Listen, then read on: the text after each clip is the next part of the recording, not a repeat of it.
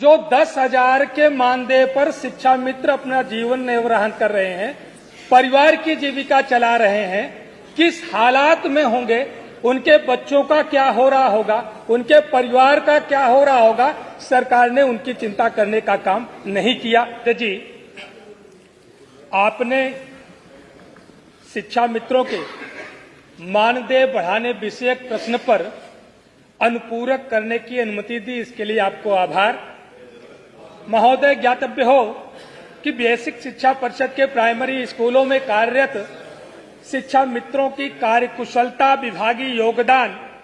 और उनके परिवार के भविष्य, उनके परिवार के रोटी कपड़ा मकान,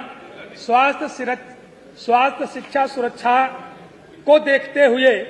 समाजवादी पार्टी की सरकार, माननीय अखिलेश यादव जी की सरकार ने निःशुल्क और अनिवार्य बाल शिक्षा अधिकार अधिनियम में संशोधन करके उनको सहायक अध्यापक बनाने का काम किया, उनको अच्छी सैलरी देने का काम किया, उनके परिवार में खुशहाली लाने का काम किया। मान्यवर, जब मामला कोर्ट में चला गया, कोर्ट में भारतीय जनता पार्टी की सरकार 2017 में थी और उस समय अच्छी पैरवी न होने के कारण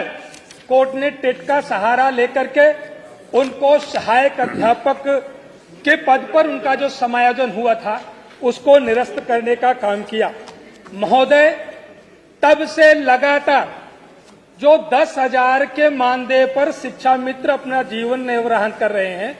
परिवार की जीविका चला रहे हैं, किस हालात में होंगे, उनके बच्चों का क्या हो रहा होगा, उनके परिवार का क्या हो रहा होगा, सरकार ने उनकी चिंता करने का काम नहीं किया। मान्यवर,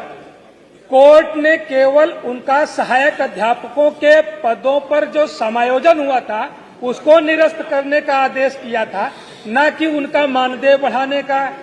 कोई आदेश निरस्त किया था या उनको अन्य किसी मद में और दूसरे भत्तों के रूप में उनका मानदेय बढ़ाने पर कोई रोक लगाने का काम किया था। मान्यवर, ये नहीं कहा था कि उनको बंधुआ मजदूर बना करके उनको काम कराया जाए, 10,000 में उनको जीवन निर्वाह करने के लिए मजबूर किया जाए। मान्यवर, इसलिए ये प्रश्न बार बार विधानसभा में आया है। मान्यवर, हम सब लोग देखते हैं, आज भारत सरकार ने भी इस पर एक राजपत्र जारी किया कि देश का जो कुशल मजदूर है, न्यूनतम दैनिक मजदूरी उसकी 1,000 से कम नहीं होगी और वहीं पर शिक्षा मित्र एक दिन का मानदेय उसका 350 रुपया।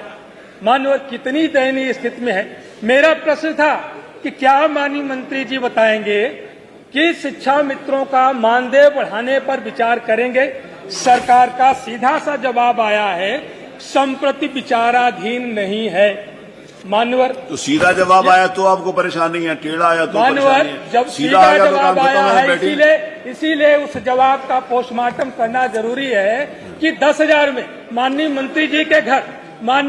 जी के घर जो नौकर होगा, जो कुत्ते की सैर कराने का काम करता होगा, वो भी 30,000 रुपए की सैलरी लेता है। माननीय मंत्री जी के घर जो कील ठोकने के लिए जो मजदूर जाता है, वो भी दैनिक दिहाड़ी कम से कम 1,000 रुपए लेने का काम करता है। और वह व्यक्ति जो देश के बच्चों का भविष्य बनाने का काम करता है, जो देश के करधारों का निर्माण करने का काम करता है, सरकार उसको 10,000 रुपए में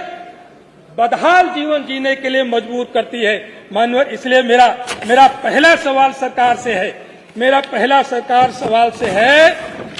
कि क्या सरकार